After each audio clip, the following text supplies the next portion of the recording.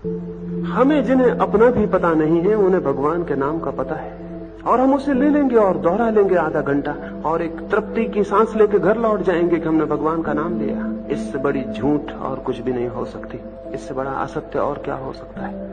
हम परमात्मा को नहीं जानते, लेकिन कुछ बातें हमें बता दी गई हैं कि ये भगवान का नाम है और हमने इसे स्वीकार कर लिया है और हम इस स्वीकृति को दोहराते हैं, और तब इसका एक ही परिणाम होता है, वो ये कि भगवान को बिना जानने का भ्रम पैदा हो जाता है। मैं आपसे निवेदन करूं, इस भांति की जो आस्तिकता है सीखी हुई, भगवान तक पहुंचने में इससे बड़ी और कोई बाधा नहीं है और बड़ा कोई हिंड्रेंस नहीं है।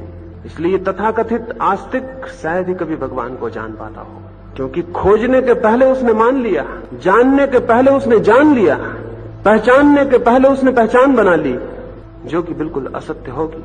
और इस पहचान पर उसकी खोज चलेगी, इस पहचान पर उसका सारा ज्ञान निर्मित होगा, सारा जीवन निर्मित होगा। वो सारा जीवन मिथ्या हो जाएगा, झूठा हो जाएगा, क्योंकि उसका प्रारंभ ज्ञान से नहीं हुआ, अज्ञान को छिपाने से हुआ है।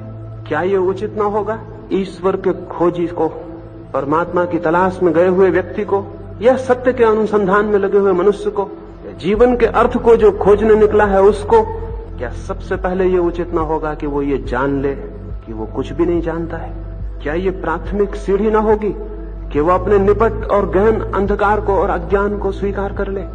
क्योंकि ज्ञान को उपलब्ध करने की पहली शर्त यही है कि हम अपने अज्ञान को परिपूर्णतया में स्वीकार कर लें और जान लें, उसे छिपाएं ना। ये जो हमारी आस्तिकता है, हमारा ज्ञान है, हमारी जानकारी है, ये सब की सब हमारे अज्ञान को मिटाने में समर्थ नहीं है, सिर्फ ढांकने में समर्थ है।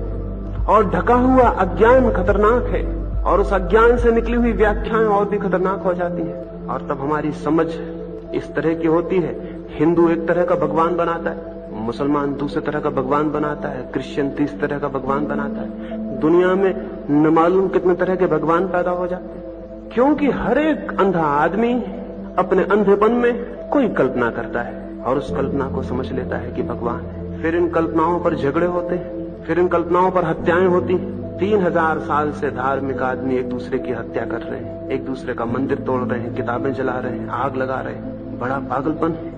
नास्तिकों ने इतना कुछ बुरा नहीं किया दुनिया में आज तक।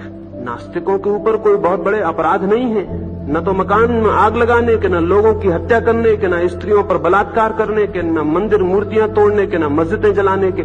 नास्तिकों के ऊपर कोई अपराध नहीं है सारी दुनिया में। ये बड़ी हैरानी की बात है, आस्तिकों पर अपराध और नास्तिकों पर अपराध नहीं है। ये आस्तिक के साथ कुछ गड़बड़ है।